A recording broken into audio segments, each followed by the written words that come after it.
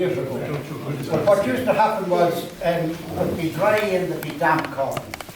And of course, the farmer would put the damp corn in the bottom of the bag and the dry on the top, so that when it comes to testing, they had a good bag.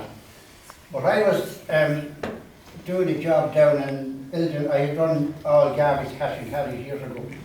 And down in Escorty, this dropped out of the roof when I was pulling it down. And what it is it's sack sampler.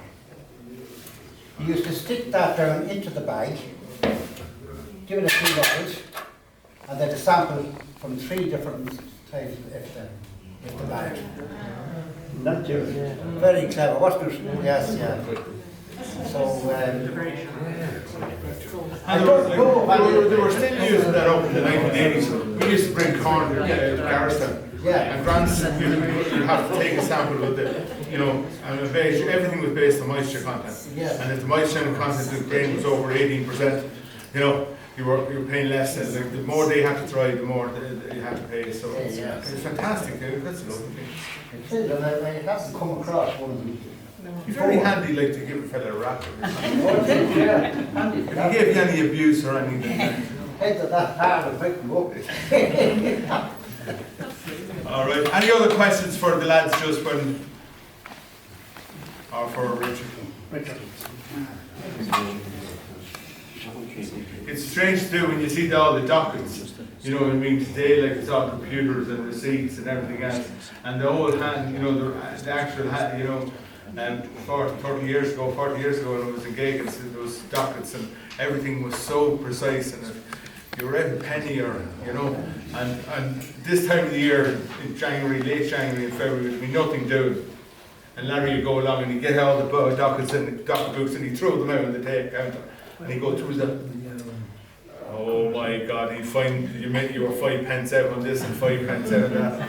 And we used to hate that time of the year because it was just incredible. Because all the dockets, and when things were busy, nobody looked at a docket book. But when the things are quiet, docket books are so. But that's fantastic result. I think we're incredibly lucky to have stuff like this still thrown up ahead, because what happens in so many cases where that stuff is in the house, and the young folk then inherit the house and inherit that, and they have the biggest interest in the world about it.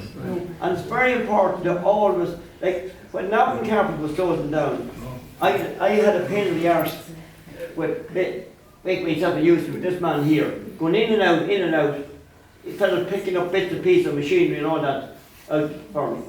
And the same with all the old factories in Navan Joinery. I went in there and got bits of everything out of it.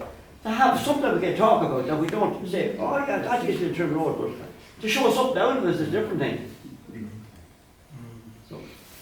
But it's just the other night, in this particular book, I showed it to my mother, and there's a picture of what they call Cross McColl National School. It's actually Cushionston National School.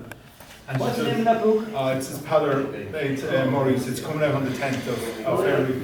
But she just turned around, she just looked at it. This is Cross McColl National School, or is what we call Cushionston. It's in Kilmoon. And she just turned around, she said, Charles, how he went to school there. Yeah. But just like that, she just said, oh, that's school, Charles, how he went to school. And it's amazing just often how what you learn with just one photograph.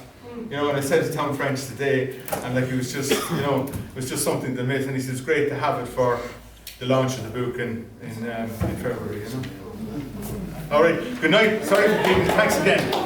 Well done.